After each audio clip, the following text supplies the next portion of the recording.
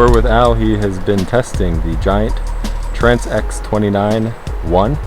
Al, what do you think the strengths of the Giant Trans-X 29-1 are? I love this bike. It's a great all-arounder. If you're looking for a bike that you can ride trails on, from light duty all the way up to medium heavy, this is a great bike for it. If you're looking for a bike that you're a jack of all trades, maybe you're a master of none, maybe you want to enter the sportsman's class and race some cross country with a lighter wheel set, I think you could race this bike pretty competitively. Okay.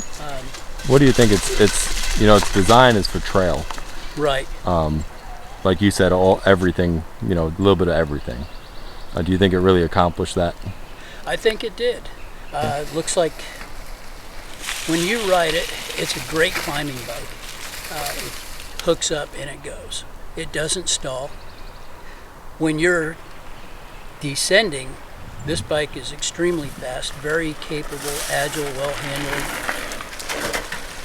When you're just riding a flat trail, it doesn't always seem like it's too much bike. You can keep going. It keeps a good pace. And it goes around corners nicely.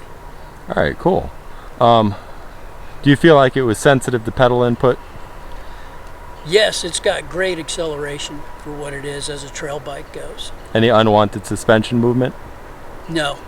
I'm very happy with the Maestro suspension. Okay. All right, great. How do you feel like it did on rougher trails? On a rough trail, this thing is a very smooth ride. You can't ask for a lot better at all. Okay, well let's skip over to the weaknesses. What do you feel like the weaknesses of the Trans-X 29-1 were? There's not very many weaknesses. Honestly, I like this bike. I'm even mulling over, do I want to give up a perfectly good Santa Cruz Tallboy C and possibly purchase one for myself?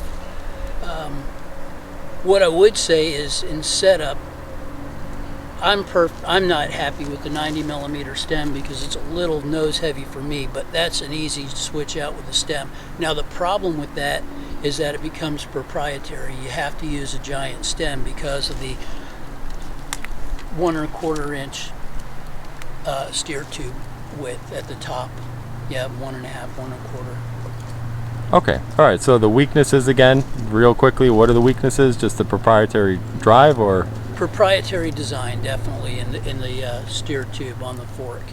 Okay, so speaking of the overdrive too, Giant says that it stiffens up the front end. Was it noticeable, or would you rather have the ability to swap whatever stem you want?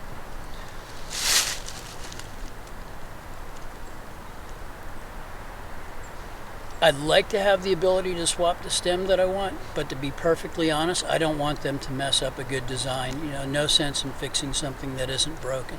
Okay, so to you, just buy the 1 1/4 stem and call it a day. Don't worry about what type of stem's on it. Exactly.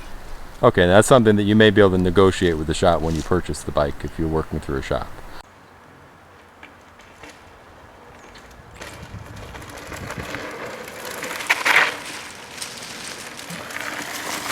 All right, cool. So who should buy the Trans-X 29-1? Anybody who is looking to have fun on a bike, on a mountain bike, in all honesty.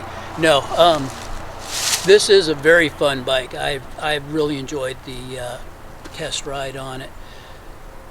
I think anybody that is looking for a very serious trail bike should buy this one. Anybody who is looking for a good all-arounder, like we were talking about earlier.